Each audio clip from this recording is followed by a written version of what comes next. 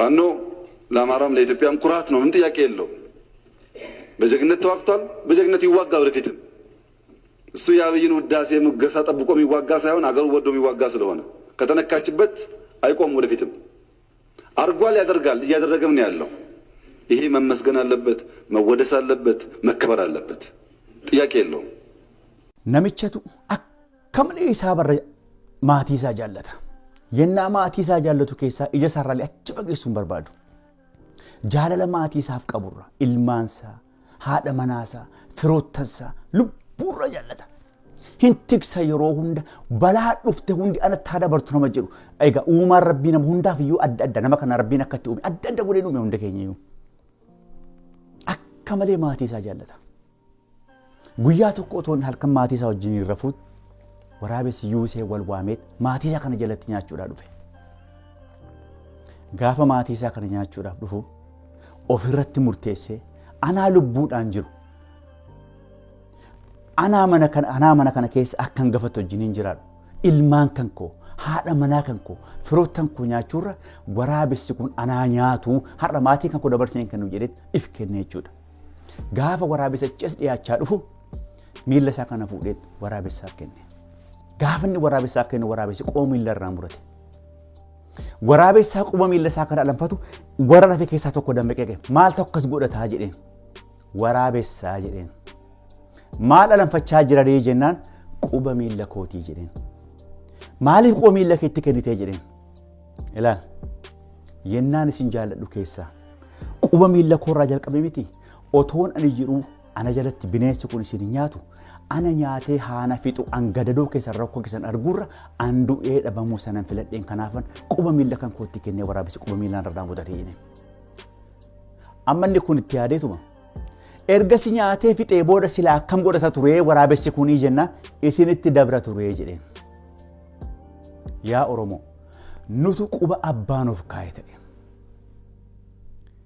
Waggaa 4 guutuu akka gabrummaan Oromoo Gujii irratti hafteetti, akka gabrummaan Oromoo gidduu galaa kana irratti hafteetti, akka gabrummaan lixa Oromiyaa kana irratti hafteetti guyyaa tokko namni gadi bahee akka Oromootti walii iyyuu dadhabee ummanni kan keenya waggaa 4 guutuu fitinaa inni keessa dabre kunoo waan kaleessaa sana waan dhiyoon tana ta'e nu kafalchiisee jechuudha.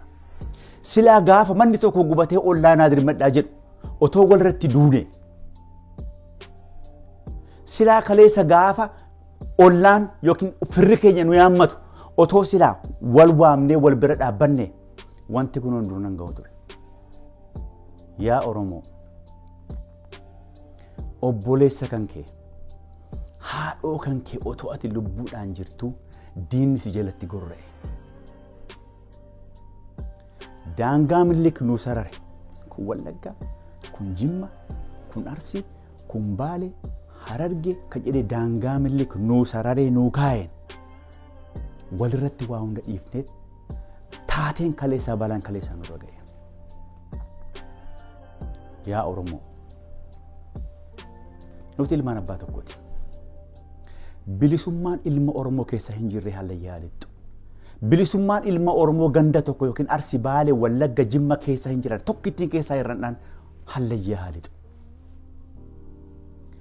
Qabsoo Oromoo warri kaleessa jalqabee har'aan nu gahe gaafa shiniggatti ilmaan Oromoodha bakka tokkotti dhuman kiristaanni gamanan islaamni gamanan gaafa baay'ee jedhaman akkatti harka tokkoon akkatti akka wasaa sanaan harka wal qabatanii du'aniit boolla tokkotti awwaalaman anaafatoo Oromoon saree ofiyyuu gaafa diinni jalatti tuqu irratti du'ee lubbuu isaa dabarsa. Seenaa kana numa beekna hundi keenyu. Saree isaaf jecha Oromoon lubbuu dabarsee barra. Saree isaaf. Saree jalaa tuqamteef jecha Oromoon lubbuu isaa dabarsee kenne. Har'a garuu nurra geessee anaafati otoo ilmi Oromoo tokko akkatti mormi irraa qalamee darbamee hallayyaa kana keessatti akkasitti gaafa diinni nutti koflu callifnee ta'e. Yaa Oromoo birri kun waan sadii nu ajjeese. Sadii tokko ilma Oromoo Oromticha morma qalan. 2 bira taa'anii footoo ka'an. sadi footoo ka'anii anaaf sitti erganii anaafati ilaalaa waan isaan godhan jedhee maxxansineef. Silaa taatee kaleessaa kana qaanii qaanfannee silaa dhokfannee mana keenya keessatti maali wanti nurratti buute kun jennee akka salphinatti waan silaa fudhachuu qabnu isaaniif jecha maxxansineef jechuudha. Maxxansineefiit waan kofla of goone silaa qaanfannee mataan keenya gadi qabannee ofitti qaanfachuu silaa waan qabnu kana maxxansinee irra deebi'ee immoo isaan gammachiifne. Warri ilmi Oromtichi kaleessa morma isaanuuf kenne kun isatu nurra jira. Anaafati garuu warra lubbuun du'edha. Lubbuun duuneet qabrii yookiin awwaalchi nuti bal'anaan keessa deemaa jirra yaa Oromoo. Nuti duuneerra. Awwaalcha keenyatu bal'aa taanaan keessa deemaa jirra. Duuneerra. Lubbuudhaan hin jirru yaa Oromoo. Qaanii caalu. Ilmoo qeerransaa fi ilmoo qurupheetu waliin taphachaa oole. Waliin taphataa oolanii manatti galani. Oolmaa isaanii guyyaa har'aa kana maatii isaaniitti qurupheenis haadhaan wajjiniin taphataa oollee ilmoo qeerransaa wajjiniin waa meeqa itti himte. Qeerransi hidhattee galtee himte. Maatiin lachuu waan adda addaatti himana. Ka quruphee kun maal jettee dhaga jette lammata bakka isaan dhaabbatan bakka isaan jiran geenyaan dhiiga keessaa xuru nuti warra gumaati warra dhiigaa wal barbaadu. Lammata gaafa isheen kootu waliin taphannaa si jettee si waamtu qarqara sana akkam baane jetteen haati quruphee. Haati qeerransaas manatti wajjiniin oollee jennaan akka gootu nuti jara kana bardiinumaadhaaf isaan barbaannaa jettee laala. Ariinee qabneetu isaan qorxomsine dhiiga keessaa xuunnaa jette qeerransi. Kana booda boroo wajjiniin taphatanii qabiitii waan gootu godhiitii micciriitii lubbuu keessaa baasii dhiiga xuuxii jetteen. Laftiin bari'ee wal argan. Lagni isaan gidduu jira dagagama jirti. Qeerransi. Yaa quruphee kootumee akka kaleessaatti wajjiniin taphanna kootu sin dhungadhaa jennaan achumatti jette waan haati keessa gorsite anas haati koos na gorsiteetti jetteen kaleessaati. Gowwaan hin jiru. የአባቶቻችንን ታሪክ እንደግማለን ሲጀን ካሌሳ harma muran harka muran har'a morma muran anaafato abbootiin keenya maal nu dhaaman jaarraa abbaa gadaa maal nu jedhe waa'ee uummata kana uummanni kun gaariidha siniif lafa siniif dachiidha wajjin hin jiraadha nuun jedhe hin jenne waaqoo guutuu nuun jedhe hin jenne obboleessi keenya Hacaaluu Hundeessaa kaleessa nu keessaa wareegame kaleessa hin turre jarri kun har'as borus iftaanis diinuma keenya nutti dhaame. Gurbaan kun keessaa wareegame. Torban tokko iyyine manatti galle. Nutu quba abbaan of kaa'ee taane jechuudha. Qaanii. Wal bira dhaabachuun, wal jaallachuun silaan duraa eegama ture. Har'a miti dur. Amataa dabraa gaduma baanee seenaa wal barsiisuu. Qabsa wal barsiisuu kai lafaa maaloo lafaan kaatu Oromoo waliin jechuu qaanii nama qaanfachiisa dhugaa qaaniin kanarra achi fagaattee jirtu yaa Oromoo. Hedduu waan qalbii nama cabsa akkasiidha takkaa jireenya koo keessatti argee hin beeku. Nama qabnu gaafa namni rakkatetti nama nuu ta'uu dhabne namni hin jiru nu keessa. Beekaan keenya nu wajjiniin salfii seenatu feesbuukii kanarra oola. Namni tokko mee beekaa Oromoon beekaa otoo qabaatte akkamitti namni tokko faranjii tokko nu harkisee nu fide kun olaanaa waan uummanni kun gochaa jiru jedhe akkamitti nu agarsiisuu dadhabame. Akkamitti yaa ilma Oromoo ati ofii kan kee duutee akka qacceetti si ajjeesanii ifii dura iyyanii awwaal boo'icha illee sirraa fudhatanii bara. Boo'icha akkatiin boonyellee sirraa fudhatu si ajjeesanitti boo'icha sirraa fudhatu. Awwaalcha sirraa fudhatu. Qaaniin kachi fagaate qaaniin kanaa oliin jiru yaa Oromoo. Waan abbootiin isaanii kaleessa isaan gorsan anaaf siin illee nu gorsan jedhu gurra qabaatanaa nutu gurra irraa qabaachuu dide. Akka gaariitti nutti warri uummata sana dhaloota irraa beeku wannuma gaarii nu dhaame anaaf siitu nagayini. Kaleessa garuu si dhageessisanii jechuudha.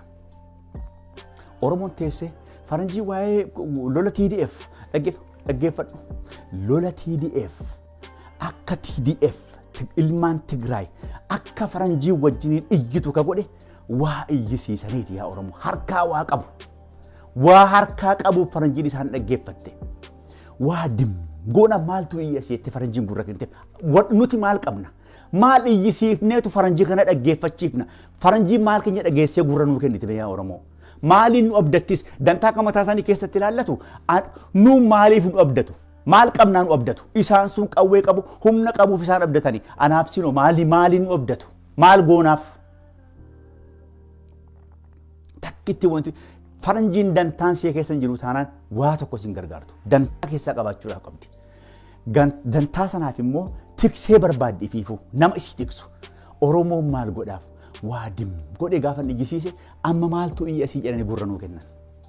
Abadan gurra nuu kennan. Humna keenya beeku.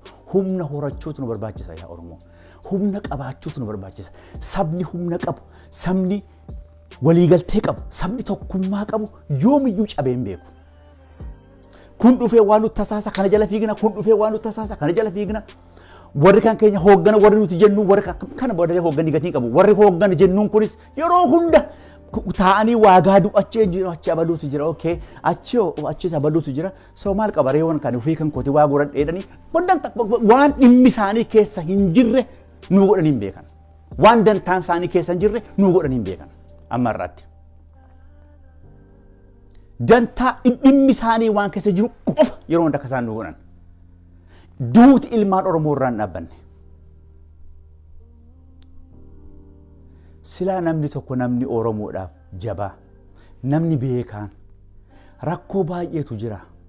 Rakkoon kunis haa ta'u, mee Oromoodhaaf jechan godha. Waan fedhe haa ta'u, mee achi dhaqeetanii abaruu bira dhaabbadha. Waan fedhe yoo haa ta'u, anaaf inni walii dhoonna walitti hin dubbannu. Hojii garuu mee waan tokko wajjin nama waliin hin jettu Oromoon. Takka. Umrii keenya guutuu quba walitti qaba. Umrii teenya guutuu otoo waan gaarii waliif hin yaadin hammeenya akka yaannetti walii wajjin hin jiran. Jaalala Rabbii jaalala obbolummaa keessatti hin uumne Rabbiin.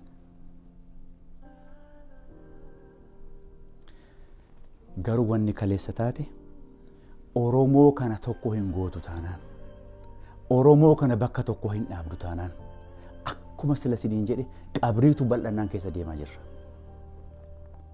Na amana. Namas ta'uudhaaf immoo hin deemnu. Ilaal. Yaa ilmaan Oromoo. Mee viidiyoo yookiin footoo kaleessaa kana Shimallis Abdiisaatti ergaatii morma ilma Oromoo irraa murame kana laalee mee isa dandeessiseetuma Shimallis akka namatti danda'e isa dandeessisee it's okay jedha haa ta'u way anaa nyaatu aanaa kiyya jedha haa ta'u silaa dhaga'uudhumaan barbaada mee footoo sana iskiriishaat godhaatii erga maaluma jedha Rabbiif isa qofatu moo wal arga waan yaadu mee maal ilmi Oromoo tokko gaafa akkatti diinni mormarraa kutee makiinaarra kaa'u Shimallis footoo sana laalee mee maal jedha biyyiin tiidhisa Shimallis footoo sana laalee mee maaluma jedha anaa nyaatu obboleessa kiyya jedhamoo it's okay homaa miti kun poolitikaadha jedhee bira darbamoo mee akkamumatti yaada namichi kun moo garaa laafummaan Oromoodhaa nurra darbee nurra dabraa taanaan anaaf si qofa keessatti hafe moo Oromoon ilma Abdiisaati Abdiisaa jedhamee waamamaa miti innis Oromoodhuma bara so Oromummaan kun garaa laafummaan kun qabsoo qata cichuun kun Oromoon kun gaafa miidhamu jechuun kun anaaf si qofarratti garaa laafummaatu nurratti ekstra nurratti baay'ateeti nurra dhangala'e guutee namatti dhaga'amu ka diduuf Oromoodha erga Oromoodha taane tokkotti dhaga'ame tokkotti akkamitti hin dhaga'amu. Annama biraa miti dhiisa. Shimallis Abdiisaa waan kana laaleetuma inni laalee footoodhuma kana laalee it's okay siyaasaan oomaa miti kun jedhee bira dabramoo anaa nyaatu yaa obboleessa kiyyaa jedha akka nama tokkotti akka keenya kanatti.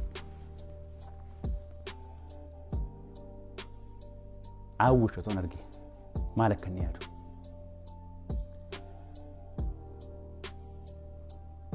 Sila Oromoon isaaniin tiksee kee jedhee lafa kaa'atee bara meeqa guutuu isaan abdatee intaa of tiksuu iyyuu hin danda'an isaan ofii isaanii of tiksuu hin dandeenye Oromoo tiksuu miti. Yaa Oromoo maanguddoon haa eebbiftu dubartiin galaa haa qopheessitu jaarsi eeboo haa qaru dargaggeessi haa lolu sagaleen haadhaa hanga qooqti ijoollee dhaga'amutti qe'ee keessaan fagaatinii jedha Oromoon. Akka waan Oromoon loltuu rakkina loltuu qabutti akka waan Oromoo rakkina dargaggeessaa qabutti, akka waan Oromoon rakkoo beekaa qabutti, akka waan Oromoon hayyuu rakkina hayyuu qabutti amataa dabraa walitti bu'aa ooluun qaaniidha yaa Oromoo. Dargaggeessi keenya loluu hin dinne nuti bira dhaabbachuu dide.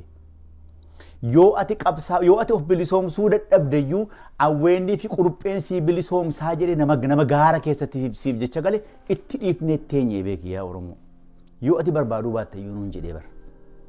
Akka waan nuti rakkina loltuu qabnu tokkotti diinni nutti roorrisa. Rakkina namaan qabu Oromoon. Rakkina loltuus hin qabu Oromoon. Akka biyyatti qaba. Garuu nuti wal bira dhaabbachuu dide.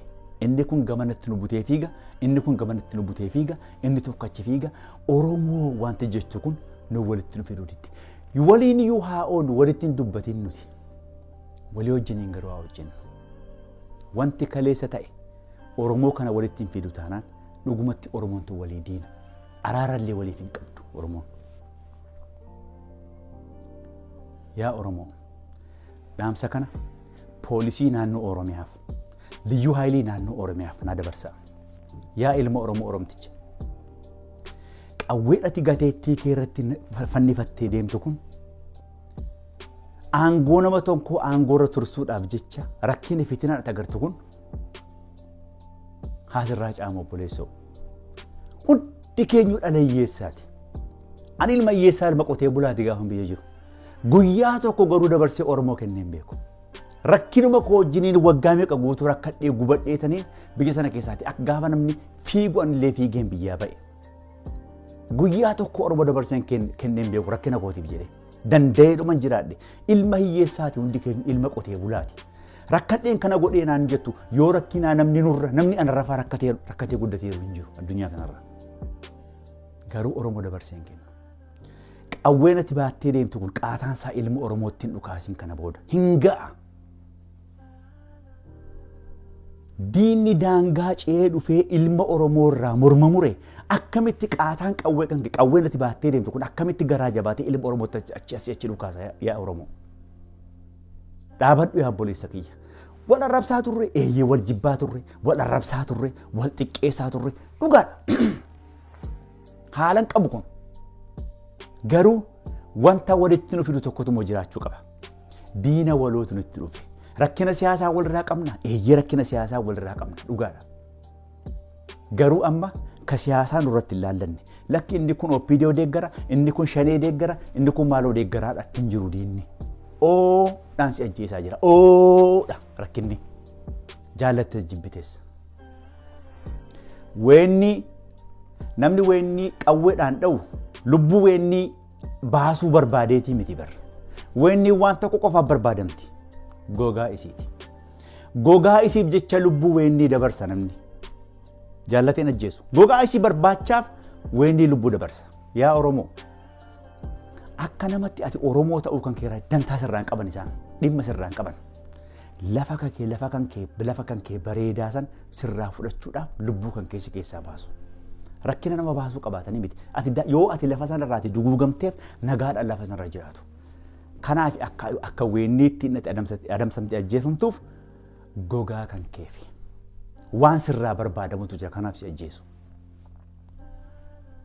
Poolisii Oromiyaa, liyyuu haayilii Oromiyaa, qawween keessan ilma Oromootti hin dhukaasin kana booda hin ga'a. Mee kottaami aqaluma tokko akka namatti yaanne nama Oromoo wannumti jedhamtu kun adooddiin nu keessa haa jiraatu. Xiiqii haa qabaannu mee tara tokko mee halaallu. Yoo lubaasaaf nuun baasu yoo rabbitu beeka halaallu mee tara tokko wal bira dhaabbanneet Oromiyaa kana gara tokkotti kunneet yoo ta'u yoo nu baasullee baate Itoophiyaatti illee deebiname halaallu carra tokkitti halaallu mee olee anta waliin taane kottaa. Kanaafiyyuu ilma Oromootti hin dhukaasina. Cubbuun ilma Oromoo immoo isin qaba. Bor namni isin tiksitan kun gaafa aangoorraa ka'u maaliif obboleessa kiyya akkas godhee sheena gaabbiitu dhufa. Harki keessan dhiigarraa qulqulluu haa ta'u. Akkatti qoma keessan dhiibdanii deemuudhaaf illee isinii mijaa'a. Awwaan goone jettanii qaataan kan kee garuu ilma Oromootti hin dhukaasin kana booda yaa ilma Oromoo. Dhaabadhu hin ga'a. Yoo suusii nama lolullee yoo qabaatte waraana bilisummaa Oromootti dabalamee dhaqiiti. Yoo moo lakki ana waa tokko illee godhoo jettee qawwee kan kee dhaqee lafa kaayi mana kee galiitii rafi. Dhagaa falaxiitii nyaadhu lubbuu namaa hin baasin. Hin ga'a. Daaspooraa anayyuu dabalatee. Inni nuti kaleessa qarshii 100-200 baasaa turre har'a dachii 3-4-5 irraa barbaadaa jira. Warri hojii hin qabne hojii barbaadadhaate hojiitti deebi'a. Amma waan kokkee nu qabdu waan lubbuu nu qabdu turu dhufee jechuudha. Kanaafiyyuu deeggarsi nuti kaleessa gochaa turre daran dachaadhaan ta'ee Oromoo kana baraaruu qabna. Lubbuun ilma Oromoodha baraaramuu qaba. Karaa fedheen iyyuu haa ta'u. Inni kaleessa 100 kunu 500 2,000 hanga dandeenyutti dhagaa kana falannee finnee Oromoo bira dhaabannee Oromoo kana haa baraaru. Wanti nuti gochuu dandeenyu biyya kana keessatti kanumadha. Yoo dandeenye immoo barandaa nama jala ciifnee faranjiitti iyyuudha. Silaafis faranjiin karaa itti nu dhageessu hin qabnu humna lafaa qabaannee isaan nurraa amantaa nurraa qabaatan tokko hin qabnu haa ta'u haa iyyannu barandaa isaanii jala bullee inni rakkoo hin qabu. Wanti nuti biyya kana keessatti gochuu dandeenyu tokkittiin kanumadha. Kiisha kan kee waan harkaa qabdu kana jabeeffadhuuti inni dalagaan qabdu dalagaatti deebi'i dalagaa irraati dalagadhuuti cheek argatte irraa hanga dandeesse tokko Oromoodha ittiin haa baraaru Oromoo haa gargaaru. Barattoonni yuunivarsiitii qabsoo Oromoo kana keessatti qabsoo seenaa Itoophiyaa kana keessatti warra seenaa guddaa qabu, warra dhageettii guddaa qabu, warra barumsa jabaa qabu, warra tooftaadhaan loluu danda'u lubbuun keessan haa dabruu miti. Maaliif jedhaatii gaafadha? Ilmi Oromoo tokko maaliif ajjeefamaa jedhaatii gaafadha? Cubbuu namatti hin dabarre daangaa namatti hin dabarre Oromoon. Gaafadha. Beekumsaan kana barumsa keessan itti gargaaramaa Oromoodhaaf waa godha. Haa jabaannu. Hojiin keessan kana. Abbootiin amantii. Ka kiristaanaa kan islaamaa nama lafa qabutu nama dachii irra qubatee taa'uu danda'utu masgiida ijaarratee itti salaatu charchii ijaarratee dhaqee itti waaqeffachuu danda'a.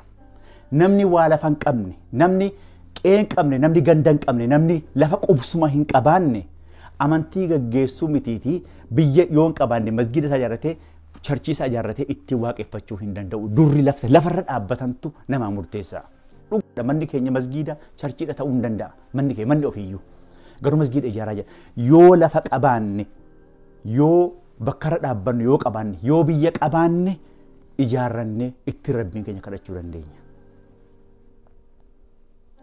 Keessattuu namootiin naannoo Wallaggaa namootiin naannoo keenya akka gaariitti wal beekna irra guddaan biyya kana keessa keessattuu warra minisootaa Oromoo minisootaa jirtan warra dhokattanii PP gaafa PP isinirraa mul'atedha hundi keessan wal beekna akka gaariitti bakka dhiiraatti hin argamtan guyyaa tokko gadi baatanii isin rakkoo Oromoodhaa dubbatu dhaga'ee isin beeku rabbi gurra na qaba hin baatan namni magaalaa kana keessatti ba'u nama 10 nama 5 nama 20 wal beekna akka gaariitti nama waggaa 20 waliin ba'udha biyya kana keessa garuu namni Wallaggaa yoo xiqqaate kuma hedduutu jira biyya kana keessa gadi hin baatan rakkina saba keessanii dubbachuun barbaadan maaliifi hundi keessanii xaxaa nama dallaarra jiraatudha yoo gamanatti tole gamanatti kufu gamanatti kufuuf akkasiin barbaadan wal beekna akka gaariitti eenyu wal beekna akka gaariitti gaafa waa tokko magaalaa kana keessatti qophaa'u guyyaa tokko gadi baatanii sagalee taatanii hin beektani akka gaariitti wal beekna namoota baay'ee murteessoo namoota ijaan wal beeknu maqaa isaanii isinii dha'uu hin danda'an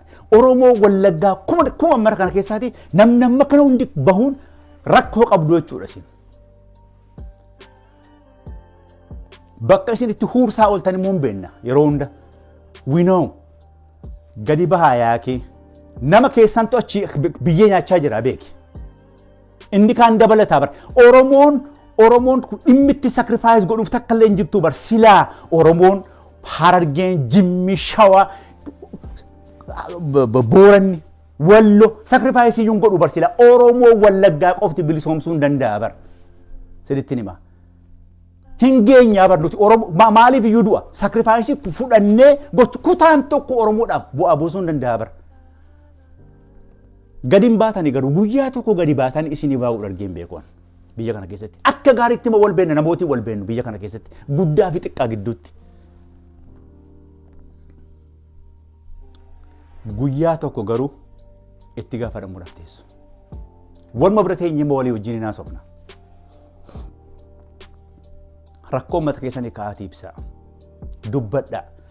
Gargaara gaafa gargaaraa jedhamtan gargaara. Dumbuloo tokkoon baastanii isin beenna. Gargaara. Gaafa abbaan iyyate ollaa namaa dirmataa itti Oromoon. Bira dhaabadhaa gargaara. Akka gaariitti wal beekna eenyu akka taane magaalaa kana keessatti. Yaa uummata Oromoo keessattuu bakka loltoonni keenya lolanitti bakka loltoonni keenya dhukaasa walitti banitti piliis yaa ilmaan Oromoo manaa gadi hin bayinaa. Manaa gadi baatanii karaa makiinaarra hin fiiginaa. Nama gammachiisa eeyyee nama gammachiisa. Manaa garuu hin bayinaa. Waraanni kun hojii hojjetamu isiniin tiksa. Galaatii mana taa'a. Yeroon itti gadi bahanii iyyanii ililchan hin geenye ganaadha. Yeroon kun yeroo hojiiti. Bakka waraanni kun socho'u hunda gadi hin bayinaa manaa gadi baatanii karaarra hin fiiginaa. Maaliif rasaasni garatti dhuka'u hin beektan. Hin bayinaa mana. Gaafa waraanni naannoo sana dhufu ciisaa mana keessan galaatii taa'a. Wanti dhufee dhufu. Guyyaa tokko guyyaa gammachuudhaan gadi bahanii ililchantu dhufa. Abdiin immoo kutatiina. Oromoonis akka kaleessaa miti. Inni irra adda. Inni kaleessaas adda. Kanaaf iyyuu hin moona. Yaa Oromoo humna qabnaa kana booda waan qabnuun Oromoo haa baraaru. Tokkummaan, maallaqaan, humnaan, beekumsaan, kadhaa Rabbiin injifannoo uummata Oromootiif haa gonfannu. Kana booda ilmi Oromoo tokko wal gaarrafatee wal laaluu haa dhiisu. Oromoon Oromoodhaaf haa dhaabbatu. Ilmi Oromoo tokko haa ta'u. Yoo akkas taane qe'een keenya qe'ee nagaa ta'uu danda'a.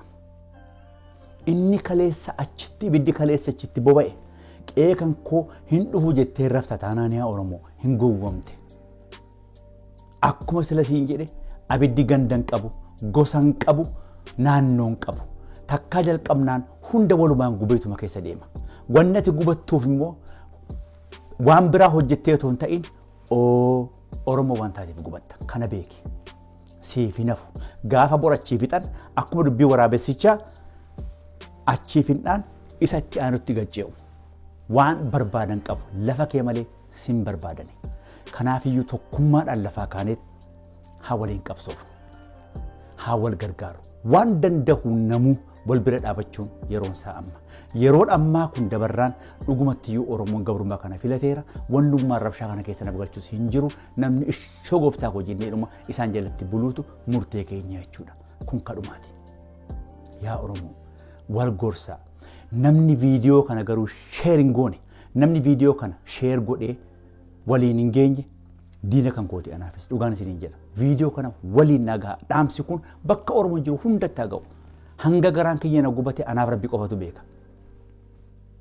Ilma Oromoo mormarraa darbanii qalanii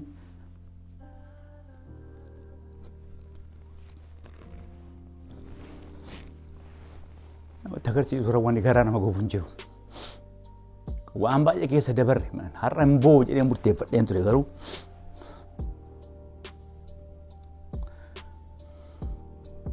wal bira dhaabannee ilmaan Oromoo waan dandeenyu. Bor waan kanarra hamaatu achi gas nutti deemaa jira. Waan kanarra badaatu achis nutti deemaa jira. Rakkannee immoo ijji namitii bara. Jaalala isin jaalatna Oromoo tana onneetii irraan jaalladhaan.